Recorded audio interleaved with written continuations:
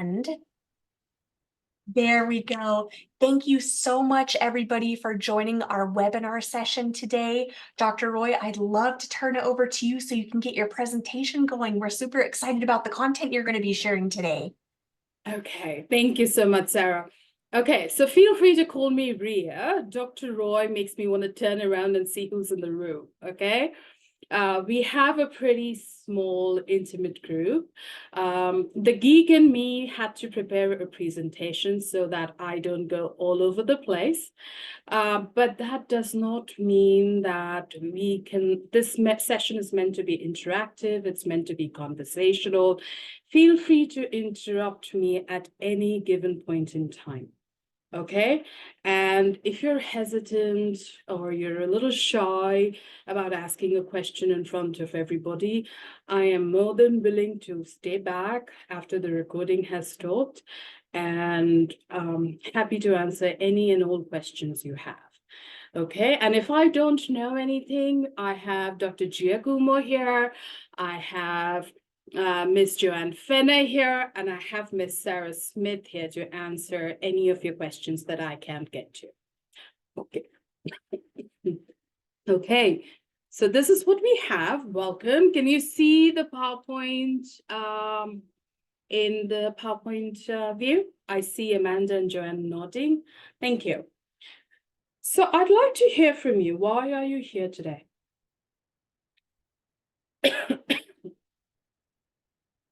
Let's get with your why. Yes, Amanda.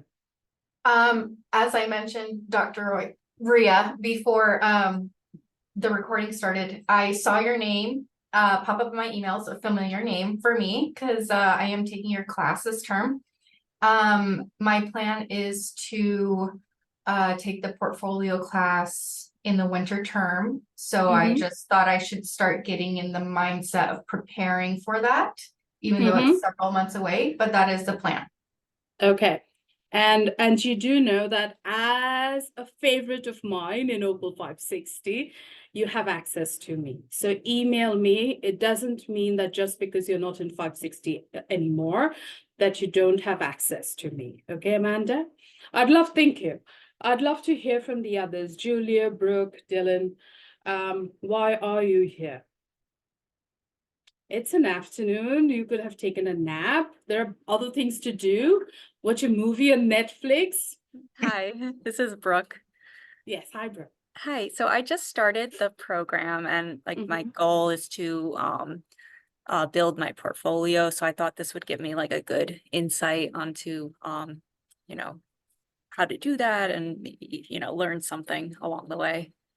Okay. So feel free, as I was telling Amanda, and I think that was before you joined us, Brooke, this is a very high level presentation on the portfolio, right? I'm not getting into the weeds.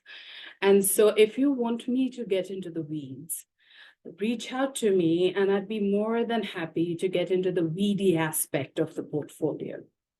Okay, I do tend to do a presentation on the portfolio review for 536, and I'd be happy to share my perspective with you. Okay. Anybody else? I put mine in the chat, but you're one of the last professors I haven't had yet in OPWL, and I've always enjoyed your ISPI publications. So, are you sussing me out before you get into 560? Dylan, is that what I'm hearing?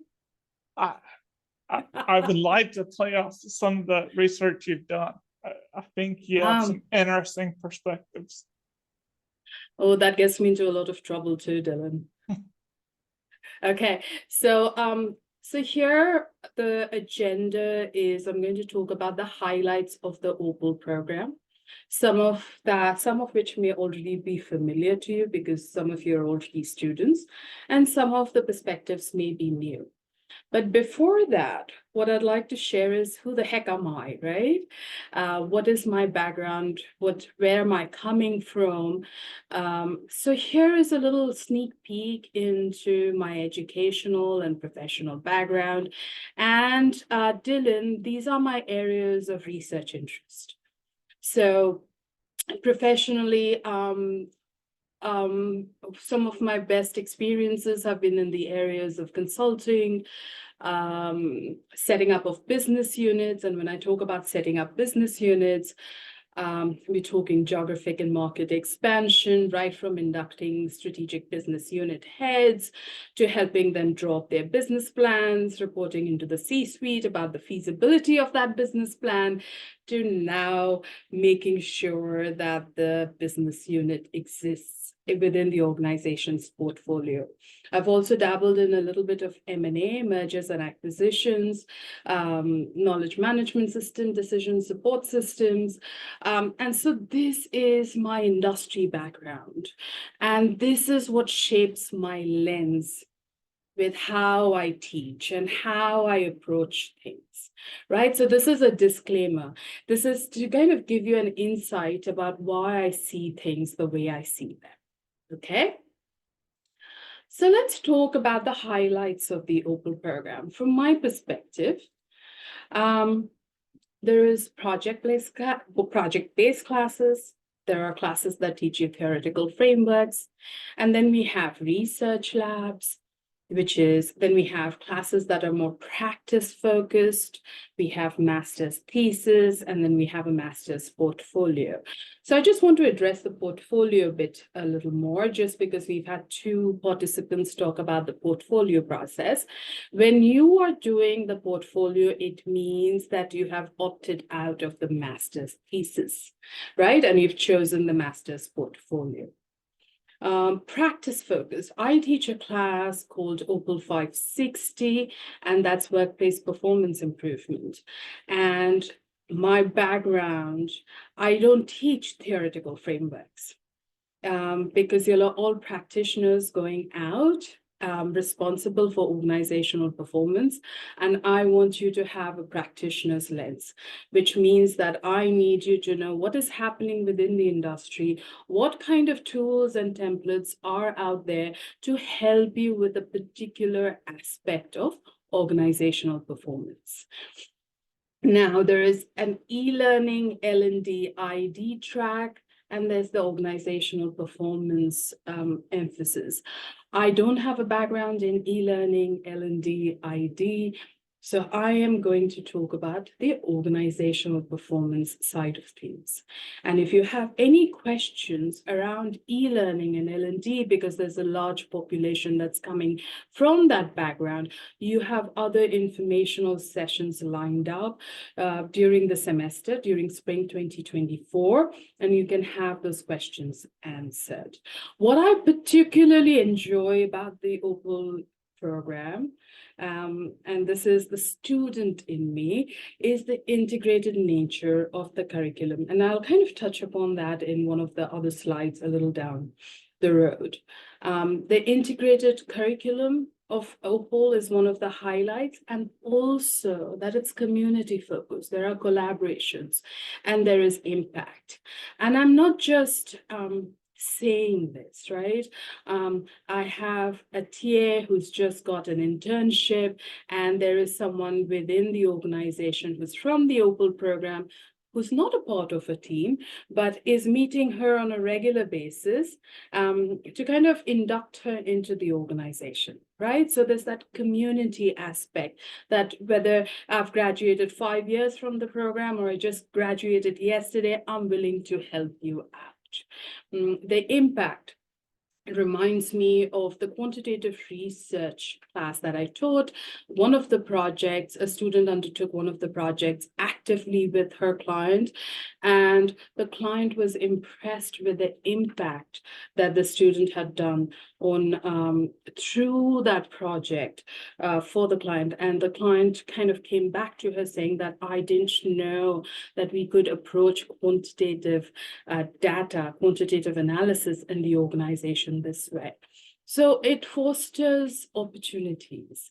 The way we think about things, we all kind of have very diverse perspectives. We have very different backgrounds. So what we are bringing to the table is diversity, right? The scholarly aspect of it, the practitioner lens of it, and all of it together kind of helps you become a more cutting edge practitioner that helps you create impact within your organizations. Okay. So I am going to talk about just these 4 areas. We're going to talk about the portfolio review, the quantitative research and organization, the expert lectures, and the integrated curriculum. I'm going to start with quantitative research. It's a class that I've taught. Oh, but before I go there, I want to talk about my teaching emphasis, because the entire presentation is colored with this lens, right? It is, who am I? What do I believe in? So if I have a student body that is in practice, my focus is for you to be able to bridge academia and practice. And so that is my emphasis, to say, hey, we're studying this framework, we're studying this model, we're studying this approach. What does it mean in practice?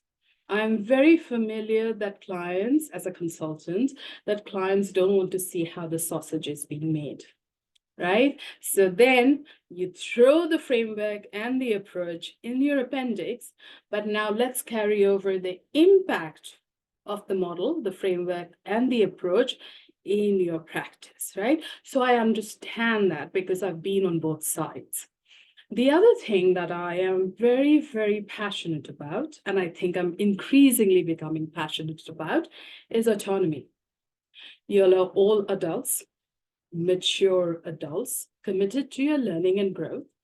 I want to give you the autonomy. It means that in my classes, I will give you options on how you want to design your own learning experience. You get a choice of the projects you want to work on based on the skills that you want to develop. Okay, so that's a little bit about who I am in the classroom. Okay, so let's talk about quantitative research. Show of Zoom hands, have you ever taken a quant class in your undergrad or your former master's program? I see a hand from Amanda. Anybody else who's taken a stats class? I see Lisa. Okay, Amanda, talk to me about Brooke. Excellent. Talk to me, Brooke and Amanda, talk to me about your quantitative classes. I was just going to put in the chat, Ria, that was quite a long time ago for me in my undergrad program. And it's garbage in, garbage out, right? Okay, I've hit the nail on the head, right? Let's say that you don't remember anything from it, right? Can I say that, Amanda? You know, that's probably pretty accurate. Awesome. Thank you. Thank you for your candor. Brooke, let me pick on you.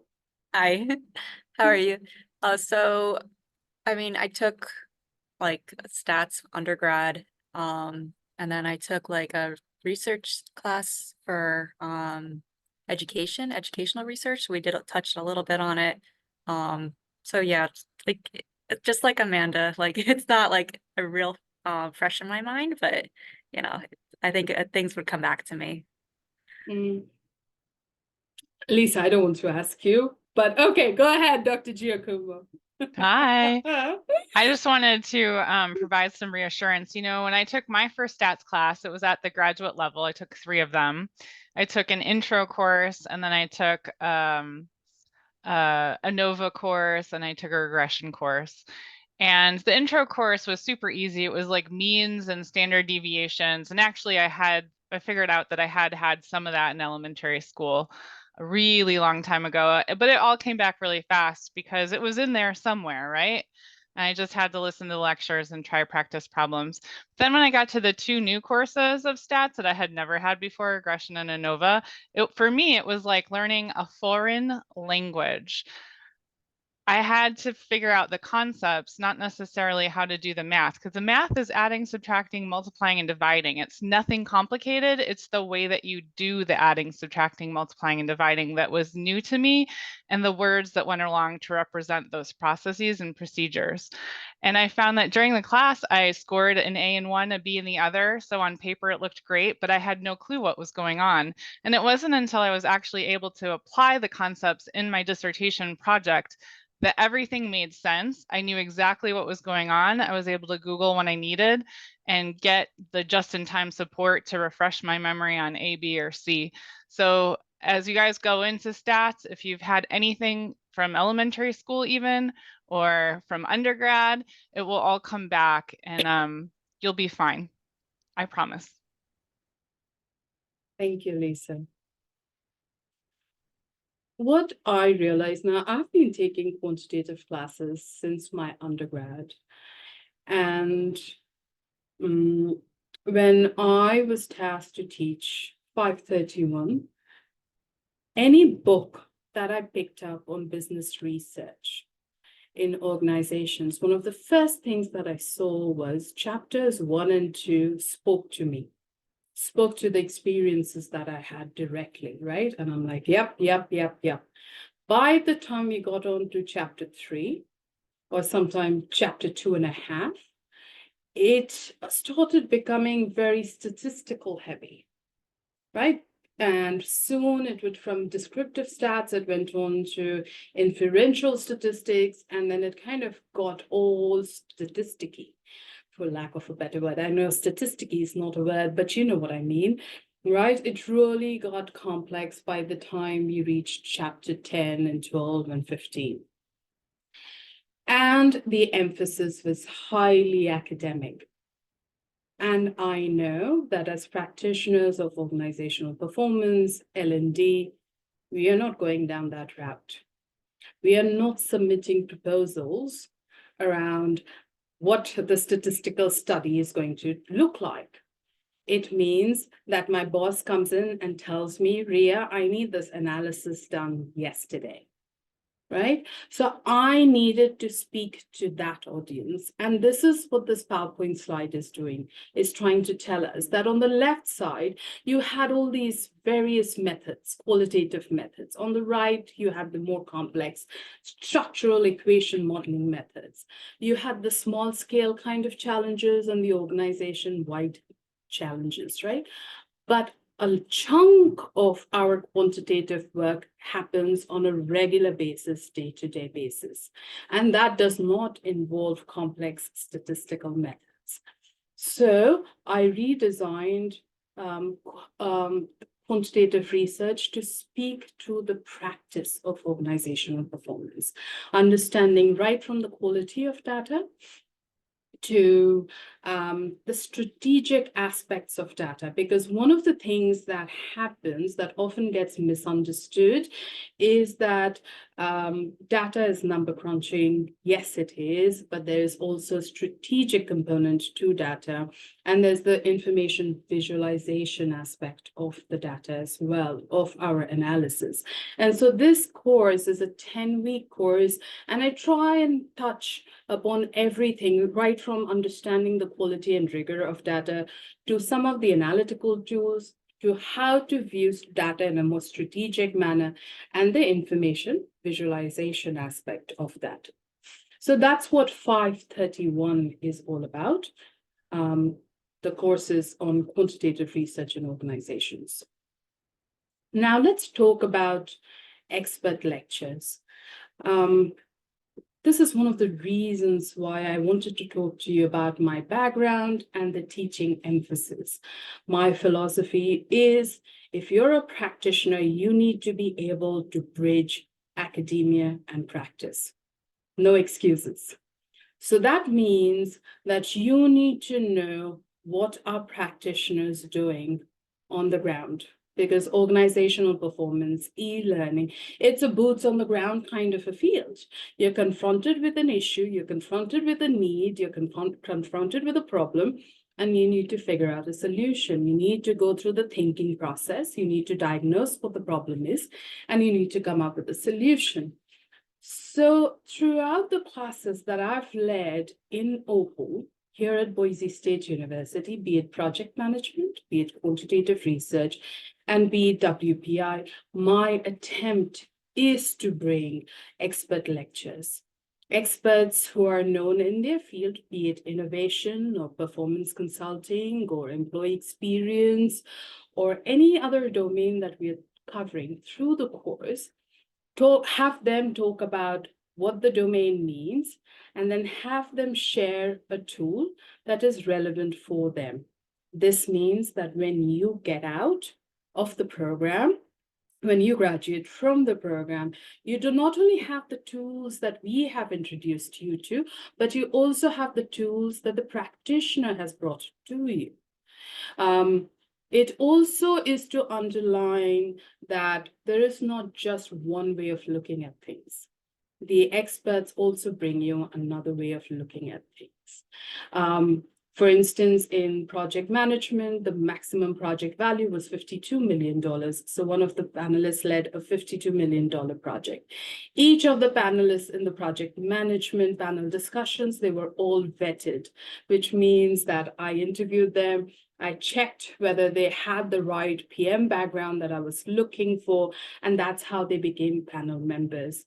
Quantitative research and WPI, which is workplace performance improvement, I start working at least 4 to 6 months before the start of the semester, and I have a running list of who I want to invite as expert lectures. So there's a lot of stuff that's going on within each of the courses outside of, so you have the OPWL, the beauty of the OPWL program, and then we have our own individual take on how to lead a specific course. So this is something that Brooke and Amanda have been waiting for, and I find this, I love it, right? I love the portfolio process. It means that you've not opted for the thesis, you've opted for the portfolio. What this means is you are presenting 2 of your works, 2 work samples. So work samples are basically projects, and you're presenting 2 of them. Typically, the portfolio development starts in your foundations class, right? So 536 is when you've kind of developed the skeleton of your website, and then you kind of start building as you kind of go through the various semesters. Portfolio review, as you know, is done towards the end of your program at OPWL. It's one of the last classes that you take. Very broadly, you're talking about presenting a home page, a resume, and a contact page. You're presenting 2 work samples, projects that are presented as a part of your portfolio. The reviewer who's teaching this class will review your portfolio and then ask you questions about your portfolio and your work samples, right?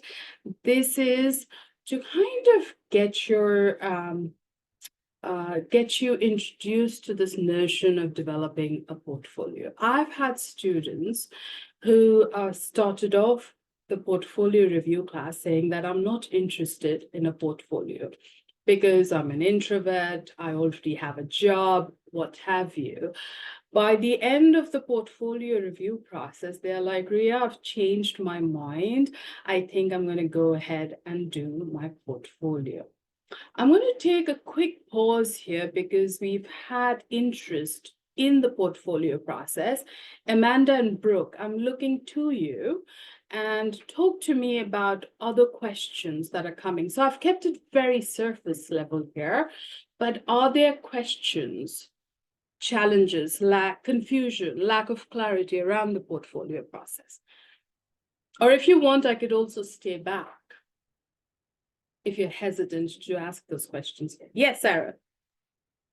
Ria, I would love for you to share for anybody that might be watching the recorded webinar. We typically get a lot of questions with the portfolio of how many projects are typically published to this, how many of those are real life client projects in the program. What would you say is kind of an average amount that students will have published to their portfolio page?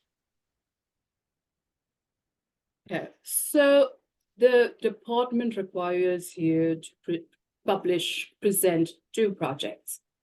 Okay, you can present any 2 projects. Typically, what I've seen is instructional design, evaluation, needs assessment. Those are typically the projects, and change management. So typically, students present 2 projects from these classes, right? Because most of them are theme-led, it's very project-centric, and they present 2 projects. Now, this is where I'm going to get very, very direct and candid. That if you are interested in building a professional portfolio, you want to showcase projects that reflect the trajectory that you're going to go to. Okay, so that does not, so as you step out of an academic environment, I'd encourage you, so if you're into leadership development, I want you to start presenting, highlighting projects within your professional portfolio that speak directly to your professional trajectory. So there's a little bit of a shift because the academic portfolio, this is at the end of the day, still is more academic, right? But then when you want to start considering a professional portfolio, if you're not going to be a change management expert, I'd recommend that and if you want to develop a career in instructional design, I want you to make a very good portfolio that showcases all your instructional design projects, either through class, either through the research labs that you're a part of, either as a TA, either as direct projects that you've been involved with the organization. So understand that there are slight differences as you shift from a more academic slant to a more professional focused portfolio. And that's the switch that we try and discuss during OPWL 592 during the review process. There are some students who get it right away. And so one of the things that we recommend is that the portfolio be done on a Google site. So if I am reviewing your portfolio, and I see that the person is interested in developing a professional portfolio, is interested in using the portfolio for their professional life, then I would recommend that you step out of Google Sites and kind of go for a more, janesmith.com kind of a portfolio, or go to one of the other sites, the more professional website hosts. Sarah, I've spoken for too long without a break. I want to check in with you first to see if I've answered and covered all ground here. That is perfect, and that is great information for our prospective students, Ria. I think something else that is stand out about the program is this is something that you can continue to develop on your own, right? You have the support within the program, but even past graduation, that's something that you can still build on, something that students retain, and that is just fantastic. And Sarah, you just reminded me, some of the students that have kind of completed their portfolio review have asked whether, hey, once I'm done with my professional portfolio, will you eyeball my portfolio review, my professional portfolio, to ensure that I've addressed all your feedback? So I've had students who've come back with their professional portfolio based on the feedback that they've gotten during the portfolio review process. In OPWL 592, the culminating activity, they've made the changes, they've come back, and I'm like, yep, this is great, you're good to go. So what I want to also highlight is that the relationship between the instructor and the student does not end with OPWL 592, right? We are here, we are rooting for your success, and we're happy to give you feedback in any area that you would like. Okay, now I want to again check in with Brooke and Amanda to see whether I've kind of clarified things, Or are there any follow-up questions that you have for me?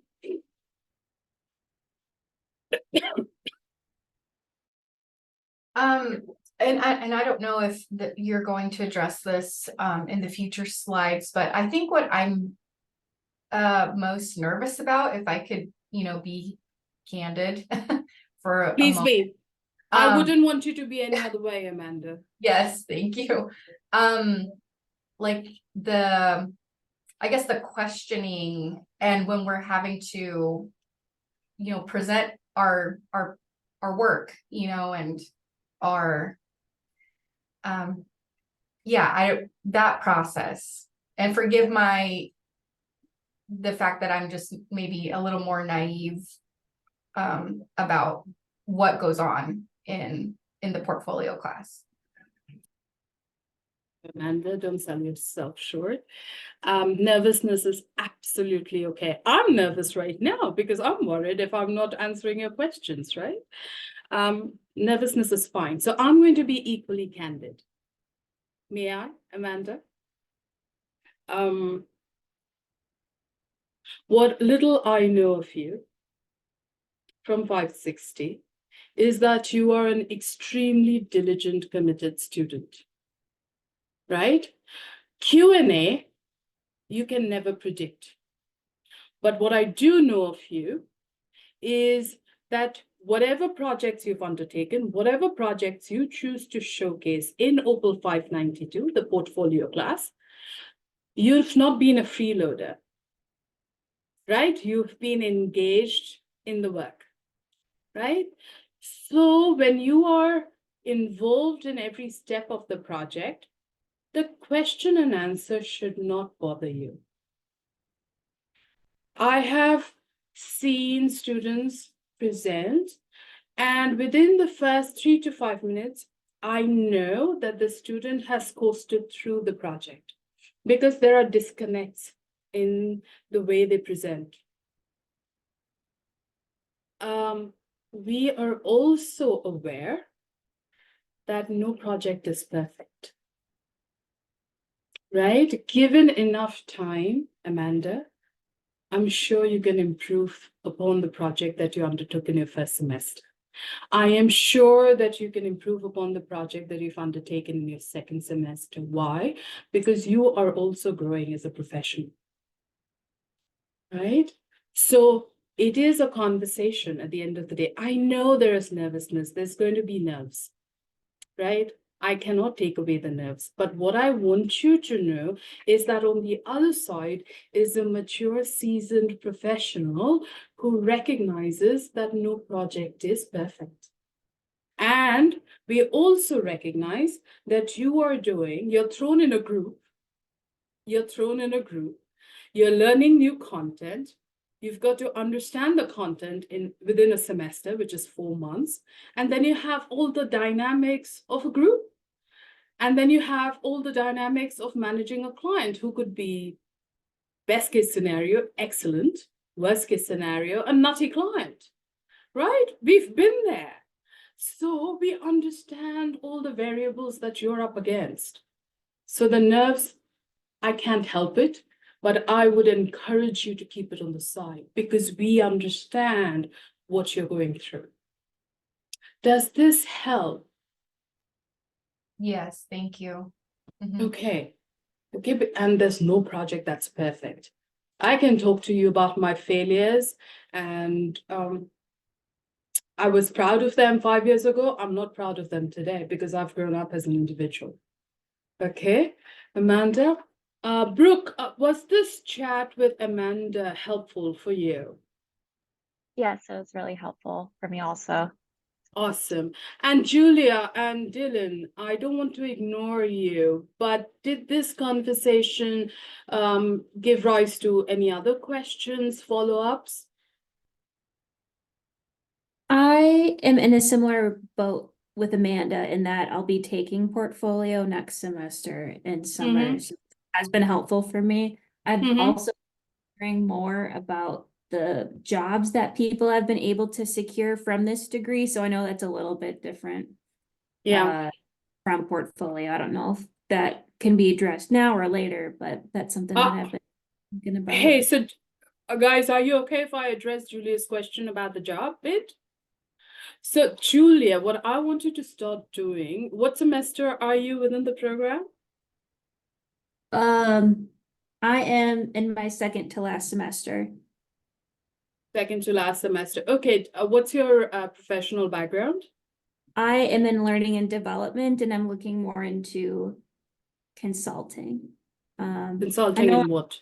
like performance improvement, but I also attended a webinar like a couple days ago of a student that was going into consulting and opening up her own LLC or whatever it's called. I'm not really sure the terminology, but Yeah. I feel like there's so many different titles to choose from, and there's different focuses and emphases, and I've really enjoyed like evaluation and doing needs assessments and things like that, but I don't think that that doesn't seem to be like a real job. So I'm just not sure like what is available in terms of consulting. And I know that was Okay. a bit of your background too. So I'd just love to hear more about that and what those jobs are like, and if I'm able to secure something like that with a degree like this. Sorry, so you're talking about what's my background? What did you say? I lost you there. I remember that you said something about, or on one of your slides, you had a consulting background. Is that right? Yeah. Yeah. Okay, so you've thrown a couple of things here, Julia. Okay, so my consulting background comes is management consulting and research-based consulting straight out of before I even got done with my MBA. So I got into consulting pretty early on in my career. Now, if you have to get into consulting, either you get into consulting at an entry level with a consulting firm and start building your skill sets from that point on, right? And so depending on which consulting house you get into, you could be handling M&A, you could be handling benchmarking, you could be handling n number of activities. So the question is, if you want to get into consulting, a consulting firm is good.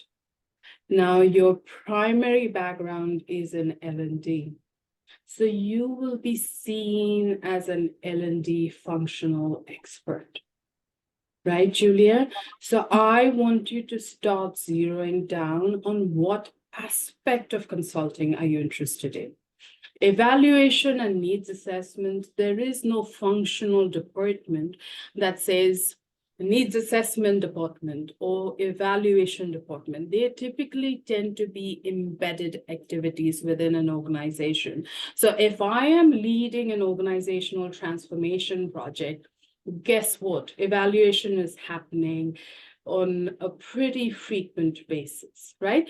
But again, take me with a grain of salt, because that's the background that I've come from, right, Julia? So I want you to start taking a stock of where you want to be, what kind of consulting background, what kind of consulting industry do you want to get into, and what are your skill sets?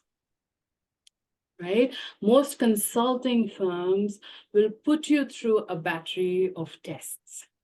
Okay, their interview process is rigorous. They will put you through a lot of psychometric tests to see where you fit in. There's a lot of stress tests, which means that your tests may start at 20 minutes and then go down to 3 minutes and 2 minutes. So I want you to start thinking about consulting firms, the different types of consulting firms, and start taking a stock of where your skills are at. Okay, and I'm giving it to you straight here, Julia. If you want, you can reach out to me and I'd be happy to look at your resume, and then we can take it from there. Does that help you? Yes, thank you so much. Okay. Dylan, Any questions? Because I don't want to, I mean, we've addressed Amanda Julia Brooks' question. Any questions around the portfolio process, or can I move on? I'm good, thank you. Thank you, Dylan. Okay, so let's talk about the integrated nature of the curriculum. In my humble opinion, I find the curriculum really good. It's integrated. And again, a disclaimer that I'm talking from an organizational performance perspective, right? Everything that you're studying through the course of your program, of your journey here with us and OPWL, it's all feeding into your understanding of organizational performance and workplace learning. Is it complete? The practitioner in me will say no, because organizational performance as a domain is massive. But what you are being introduced through these various classes, it's systems thinking, organizational culture, change management, the research classes that you have, the needs assessment, it all feeds into your understanding of what organizational performance is. It gives you a very robust, well-rounded understanding of organizational performance. I have had to learn some of these things through baptism by fire, right? I have scars to prove. But what we are doing, what the faculty members here are doing, are introducing you to their areas of expertise. And so by the time you get out of the program, your understanding is robust. And all of this is aligned with the OPWL program learning goals, whether it's strategic alignment, whether it's being systematic, or adding value. So we are always ensuring that everything is aligned with the program learning goals.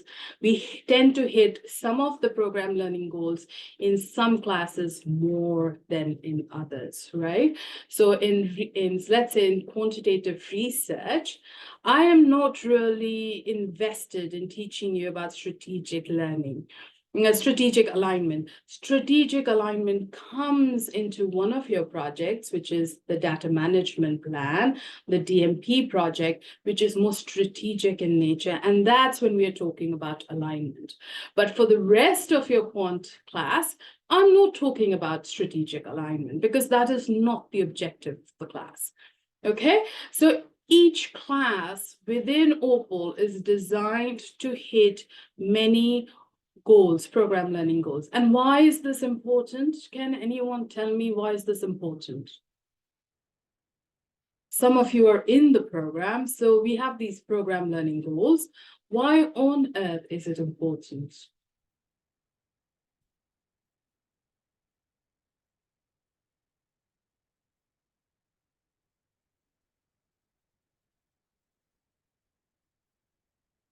Is anyone going to bite?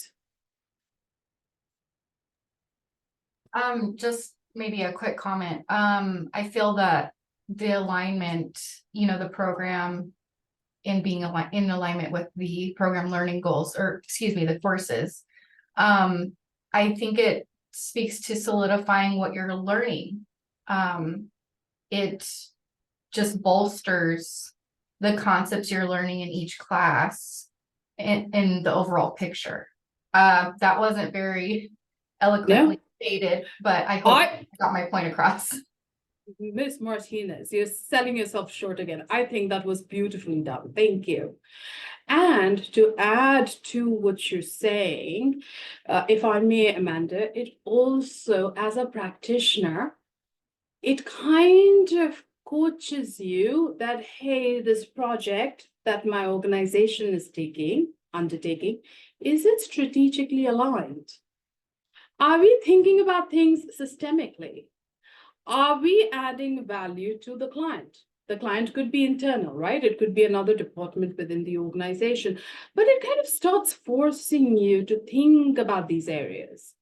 And then also, since 592, the portfolio is such an area of interest, When you are now looking at projects that you've undertaken 2 years ago, you want to say, dang, you know what? We didn't really add value. Oh, I thought we were aligned.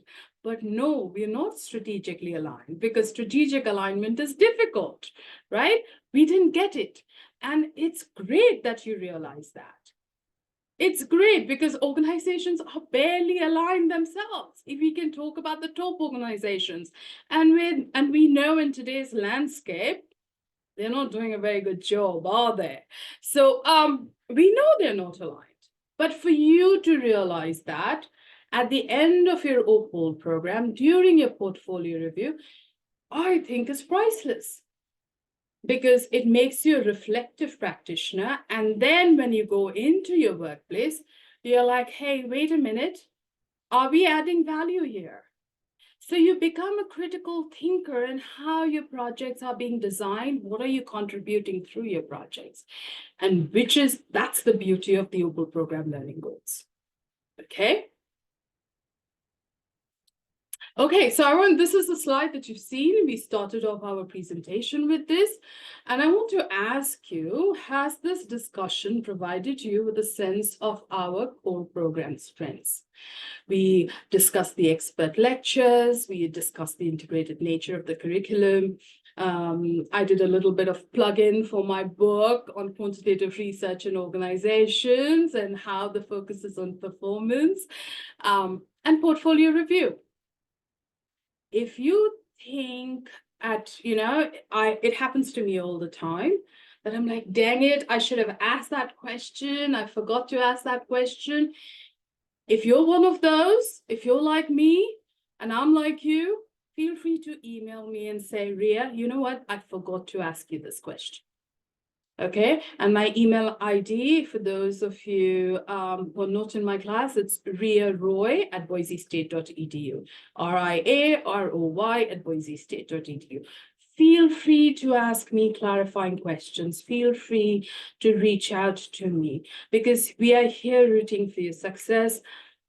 We're committed to I'm committed to organizational performance. I think organizations need better leaders, a better perspective on performance. So we are here, okay? This is the informational session lineup. Today is February 15th. My name is Ria Roy, and this is what we're discussing. We already, we got done with Dr. Vijaychika, who spoke about his process management lab. And this is the lineup for the rest of the informational session. This is, as we get closer to the date, Ms. Joanne Fenner will kind of send out a more elaborate, refined write-up of what the webinar is going to be. Feel free to sit through them because they all bring different perspectives. Dr. Chung may again talk about the thesis, and she might bring out a different perspective about the portfolio review that I have not brought. Okay, so I encourage you to sit through all of them. Yes, Dylan, I see a hand. So all the other presenters, I see they have a lab. Do you have a lab too? Dylan, you're gonna kill me, aren't you? You're gonna kill me, aren't you? Frankly, yes, I need to get up on that. I've had my head, I've redesigned OPWL 560 last semester over the summer, and then it was the alpha class, and this semester it's the beta class. So I have been swamped, for lack of a better word, with OPWL 560, but I am looking at developing partnerships with organizations, and I do want to set up a lab around performance, organizational performance.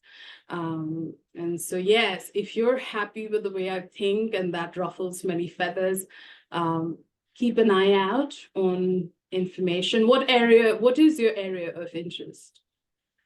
My interest is really around resilience and how do you build performance based around resilience? Oh, at the team level or the leadership level? at the Uh, organizational level? at the organizational level. Okay, let's get a conversation started. Yeah, resilience. But you know that's a can of worms, right? It is, and I don't think it's well understood. Because we are still in the productivity model, the mindset. It's so bureaucratic, and our organizations are run in such archaic, parochial mindset. Okay, let's get a conversation started, Dylan, because I've been meaning to, but I'm like, I'm just coming up from air after redesigning 560. Sounds Okay. great. Thank you. So reach out to me, Dylan, and let's get something started. Okay. Sounds good. Awesome. Thank you. Okay, let's chat. Thank you so much for being so patient with me through this informational session. Now I'd like to open the floor. Ask me any, Mallory, I have been ignoring you. My apologies. I jumped in late, so it's not your fault. Okay, awesome. And you know how it is. I'm still not used to like the thing that shows me the list of participants. So I could only see Amanda and Brooke for the longest time. So, okay, Mallory, how did I do? I think you did great. I have not started the program yet. I'm starting this summer. So I'm just trying to learn more about all the different parts of the program. So it was really helpful. Oh, you're a geek, aren't you, Miss Yeah. Lazoya? Oh, you haven't started and you're already here for all these informational sessions? Way to go. Just Way very to tired. go. Okay, so my apologies. I didn't mean to ignore you. But if there are any questions, any follow-ups that you have, feel free to reach out. Thank you. Okay, and since you're a geek, from one geek to another, I encourage you to join the other informational sessions. I definitely will. Okay, well, welcome aboard. We're excited to have you. Thanks. I'm excited to be here. Oh, geeky, more geeky. Okay, Sarah, Joanne, over to you. Thank you so much, Ria, for sharing this information today. This is incredible for our current students, prospective students, and I'm so excited that we're going to have this as a recorded webinar that we can share out with everybody. We've linked up at the end of the chat. We have our info session page. So this is operated through our marketing and comms team for the recruitment unit. So if you're ever interested in attending one of our general information sessions or one of our specific webinars like we hosted today, please feel free to sign up. Joanne and I are also available for any questions, as is Ria and Lisa. So please, please, please do not hesitate to reach out if there's any questions about the program, application process, graduation, you name it, we got an answer for it. So we'd love to help you, but thank you so much to everybody for attending today. And I look forward to hopefully seeing you at the next sessions that we have. Thank you so much, Sarah. And for once you stop the recording, I want to reach out to everybody, the participants. I'm willing to stay back. So if you want to chat, ask questions that you weren't, that you didn't get a chance to ask, I'm going to stay back and see if you have any others. Absolutely. And I will